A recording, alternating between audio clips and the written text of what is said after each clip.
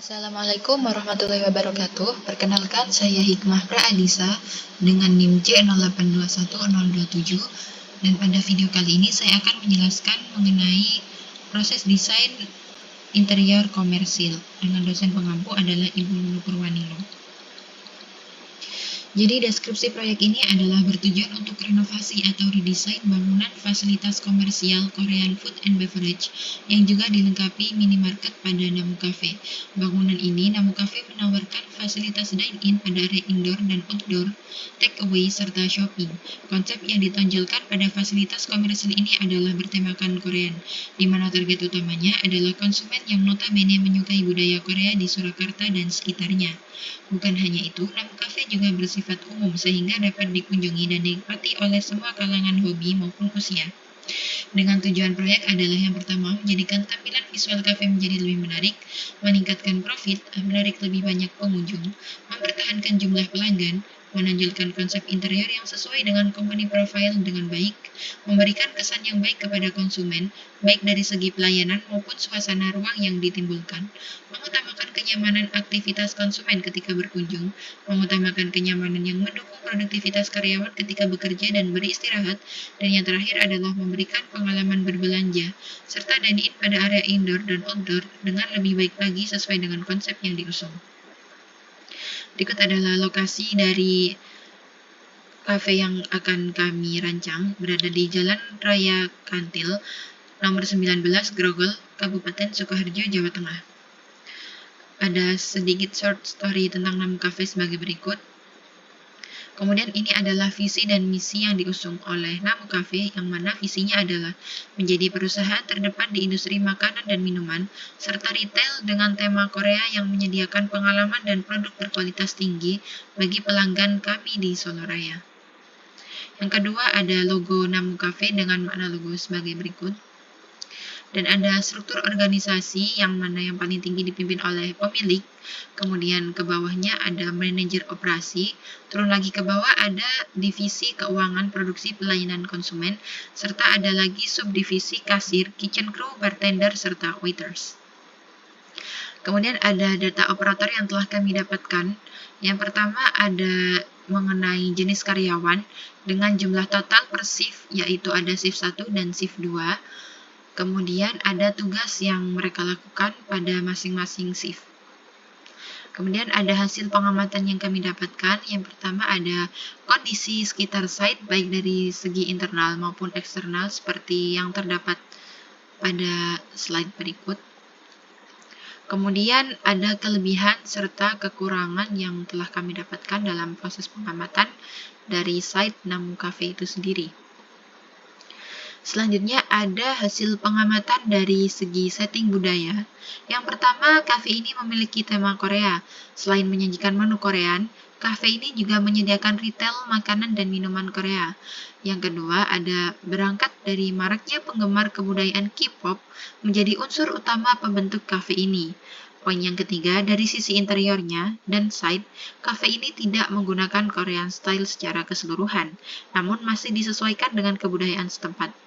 Yang keempat, kafe ini juga memiliki konsep retail yang mana dapat mengakomodasi keinginan pengunjung namun masih selaras dengan setting budaya area sekitar. Selanjutnya ada hasil participatory observation yang telah kami lakukan bersama kelompok.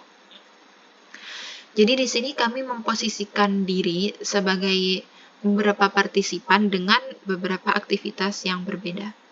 Yang pertama ada partisipan yang bertugas menjadi customer yang dine-in sebagai seorang individu. Jadi berikut ada alur kegiatannya. Kemudian ada review atau hasil pengamatan dari partisipan 1 yang berperan sebagai dine-in individu sebagai berikut.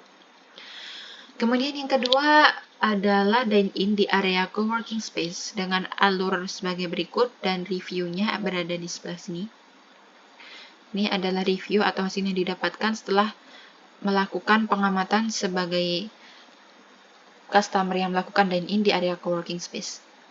Next, ada partisipan yang ketiga yang berperan sebagai shopping dan stay-in di area Namu Cafe dengan review sebagai berikut. Selanjutnya ada partisipan keempat yang hanya melakukan shopping atau hanya berbelanja. Terdapat juga review dari partisipan tersebut. Kemudian partisipan yang kelima adalah bertugas sebagai take away, jadi dia hanya memesan kemudian tanpa perlu dine in di Namu Cafe dan langsung pulang, dengan reviewnya sebagai berikut. Kemudian kami selain melakukan identifikasi dengan perilaku customer, kami juga melakukan identifikasi terkait perilaku staff. Yang pertama ada perilaku staff yaitu kitchen crew. Kemudian yang perlu digarisbawahi di sini terdapat 2 kali shift untuk staff. Yang pertama, shift pertama dimulai pukul 7 hingga 3 sore hari. Kemudian shift kedua dimulai dari 3 sore sampai pukul 10 malam. Kemudian partisipan yang ketujuh ada sebagai waiters atau sebagai pelayan. Kemudian ada partisipan sebagai kasir dengan detail aktivitas sebagai berikut. Partisipan yang ke-9 berperan sebagai barista. Dan yang ke-10 ada sebagai manajer. Meskipun manajer di sini tidak datang setiap hari di Namu Cafe, namun kami masih perlu memperhatikan terkait bagaimana pola aktivitas manajer ini sehingga dapat mempengaruhi desain interior yang akan kami rancang. Berikut ada dokumentasi dari kegiatan observasi kami selama di Namu Cafe. Selanjutnya kami dapati ada data aktivitas pegawai. Jadi di sini ada kolom untuk kegiatan dari tiap pegawai yang ada di Namu Cafe serta ruang yang digunakan. Yang pertama ada manajer, yang kedua barista, kitchen crew, kasir, waiters. Dan selanjutnya ada data aktivitas pengunjung. Masih sama di sini aktivitas pengunjung, yaitu kami menyebutkan kegiatannya, serta ruang apa saja yang sekiranya dibutuhkan oleh pengunjung di Namu Cafe. Jadi yang pertama ada pengunjung sebagai dine-in individual, dine-in di coworking space, take away, shopping only, shopping dan stay in, serta dari kesemuanya itu kami mendapatkan problem and solution sebagai berikut. Jadi di sini kami mengelompokkan lagi tentang goal, fact, concept, needs, dan problem yang kami dapati pada tiap area ruang. Yang pertama ada kasir, area coworking, area retail, area indoor, area outdoor, dan area dapur, serta ruang manajer, toilet, dan musola sebagai berikut. Dari kesemuanya itu kami menemukan rumusan masalah sebagai garis besar, yaitu ada 3 poin. Yang pertama, desain interior tidak menarik, tidak memiliki tema visual yang jelas, sehingga perlu kami cari tentang bagaimana tema dan konsep desain interior yang menarik serta dapat menjawab kebutuhan user. Yang kedua, ada penggunaan furnitur yang kurang tepat, furnitur kurang nyaman dan tidak ergonomis, sehingga perlu kami cari tentang bagaimana desain furnitur yang nyaman dan sesuai layout ruangan, dan bagaimana style yang cocok digunakan agar sesuai tema.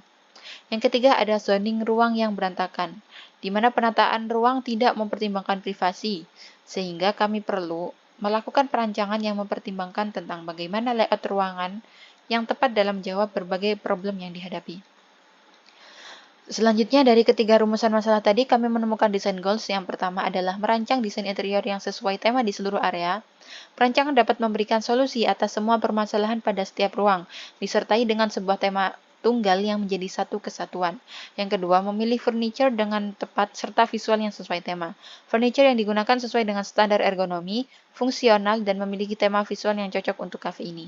Yang ketiga adalah menerapkan zoning pada layout berdasarkan tingkat privasinya, mengelompokkan area sesuai kegiatan yang dilakukan di dalamnya, mempertimbangkan akses dan juga tingkat privasi masing-masing area. Selanjutnya adalah masuk ke tahap programming. Di sini ada pola aktivitas pegawai dari yang pertama ada manager, kitchen crew, barista, waiters yang kami aplikasikan pada layout ruang existing yang ada di Namu Cafe. Selanjutnya ada tentang kebutuhan ruang dan metrik kedekatan antar ruang. Jadi di sini ada daftar tentang ruang yang akan kami butuhkan dalam proses perancangan. Yang pertama ada parkir, indoor, outdoor, workspace, kasir, dapur, bartender, area retail, ruang manajer, toilet, area istirahat staf, musola, serta gudang dengan metrik kedekatan sebagai berikut. Selanjutnya ada zoning yang dikelompokkan tentang tingkat privasi masing-masing ruang. Yang pertama ada private, yang kedua semi-public, dan yang ketiga adalah area public. Selanjutnya ada bubble diagram tentang bagaimana pola kedekatan antar ruang itu atau keterhubungan antar ruang itu, apakah itu dekat, sedang, atau jauh. Selanjutnya ada blocking tentang pengelompokan besaran ruangan yang kami butuhkan. Selanjutnya ada perhitungan kebutuhan ruang. Di sini kami menghitung per ruangan itu membutuhkan furniture apa saja, kemudian dengan ditambah sirkulasi manusia sebesar 80% sehingga kami temukan besaran luas ruang yang kami butuhkan. Jadi misalkan di sini ada area kasir, kami membutuhkan sebesar 8 meter persegi. Begitu pula dengan area bartender, musola, dan seterusnya. Dan di sini saya mengambil referensi. Yang pertama ada Bao Mochi Cafe. Kemudian yang kedua ada Full Stop Cafe.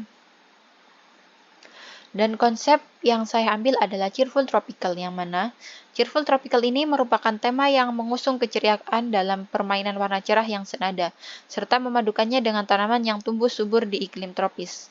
Tema ini dipilih untuk merepresentasikan budaya Korea di era modern atau K-pop yang identik dengan keceriaan, kebahagiaan, dan youthful. Penambahan vegetasi tropis berfungsi untuk membaurkan budaya Korea yang kental dengan lokasi site yang berada di Indonesia yang beriklim tropis. Kemudian bentuk yang diadopsi pada tema ini merupakan bentuk curve atau lengkung, sebagai wujud kelembutan. Inspirasinya diambil dari logo Yin dan Yang pada bendera Korea Selatan. Beberapa sudut kafe juga ditambah dengan bentuk geometri yang simetris. Sumbernya adalah dari 3 garis pada keempat sisi bendera Korea Selatan. Sedangkan penggunaan tanaman adalah sebagai aksentuasi pada ruangan untuk menggambarkan naturalisme dan kehangatan iklim tropis di Indonesia. Kemudian ada visual reference yang saya ambil. Ada mood board. Yang pertama kata kuncinya adalah tropical. Yang kedua cozy. Ketiga color block. Dan keempat adalah calm. Selanjutnya ada sketsa ruangan yang saya buat, sketsa manual. Yang pertama ada untuk area indoor, area outdoor, kemudian sketsa untuk area retail dan kasir, kemudian sketsa untuk area working space. Dilanjutkan dengan mencari dana existing, dan ini adalah merupakan usulan dana saya yang telah saya ambil. Selanjutnya adalah tahap desain, dan berikut adalah tahap gambar kerja. Yang pertama ada dana existing, dan seterusnya seperti yang akan tampil pada slide.